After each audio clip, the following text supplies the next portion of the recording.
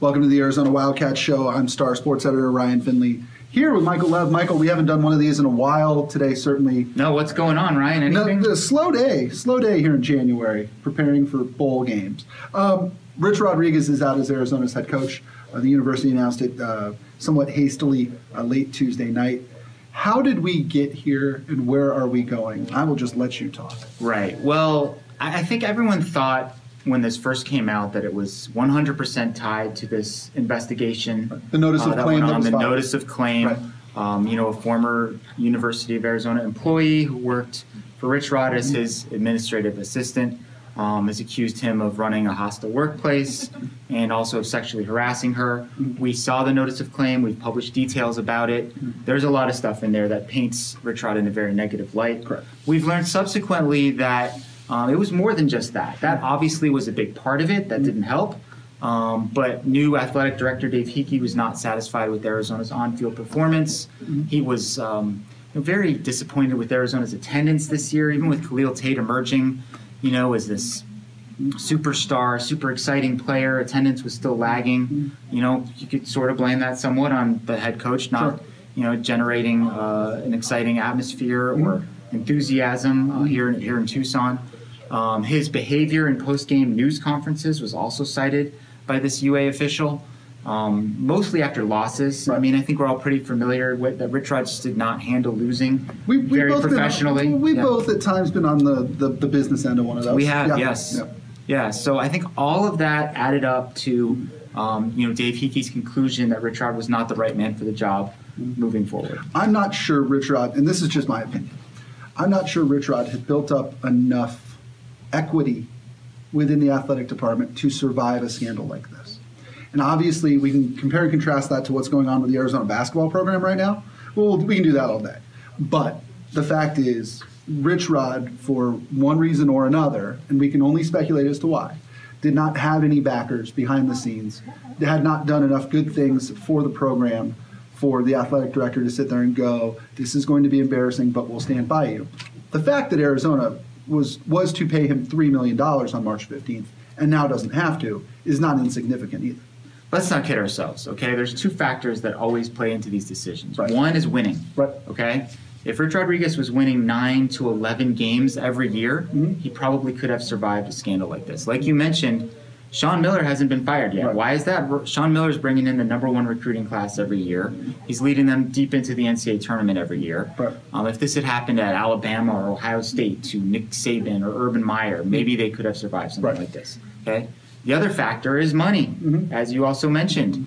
It's sort of complicated how this works, but both Rich Rod and Sean Miller had these provisions in their contract where they would get these stock options, right, from this company. And Rich Rod basically would have been owed about $3.2 million or so had he kept his job through March 15th. Right.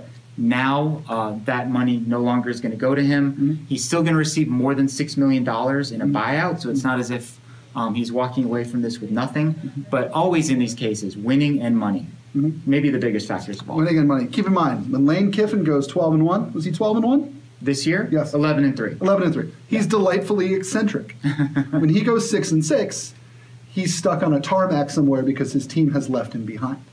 Right. It's the unfortunate reality of, and it's unfortunate in the sense that it's college athletics. It's not necessarily what it's supposed to be about, but let's be realistic. Right. It often is what it's about. Right.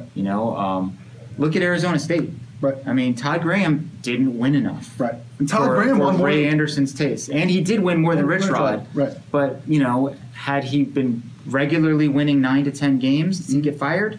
I don't know. I don't think so. Big picture question here. Yeah. We live in an age of Harvey Weinstein, right? We live in an age of Me Too. I think we can both agree that those are both very positive developments. Definitely. As Arizona moves on to hire a new coach, are they going to look for somebody who maybe is more of a teacher and a developer than a big name? Are they going to look for somebody who at least publicly takes stances against some of the things that Rich Rodriguez has been accused of? Are we going to look for somebody who's less of a locker room jocular guy? I think they have to find someone who has a quote-unquote clean background. Right. You know, no one's perfect. Obviously, we aren't. Nobody is. We're all human beings. We all make mistakes. But I don't think they can bring in someone who's had past incidents. I think they're going to have to thoroughly vet this candidate, thoroughly investigate their background, not only, you know, what they've done behind the scenes, but their comportment, you know, in front of the cameras as well. You know, that was part of this whole deal, just kind of the way he would handle himself. And Mike Stoops and Rich Rodriguez were both madmen on the sidelines. In the office, they were very different human beings. The fact is, Arizona fans for the last 15 years have had coaches who ranted and raved. My guess is you do not want that going forward. Right, and I agree with you on the developmental side. I mean, that's what this is supposed to be about in college athletics, right? You're supposed to be developing young men, taking boys, turning them into men. They're supposed to mature and learn over their 4 to 5 years in college. We've obviously gotten away from that to a large degree because so much of this is about money. It's about revenue. It's about ESPN, the college football playoff, all of those things. But it's going to be challenging for Dave Heeke to find the right guy who's, you know, not only someone who can win, generate excitement and enthusiasm among the fan base, but also has all of those values. Absolutely. Michael Lev, you've been doing great work on Twitter at Michael J. Lev.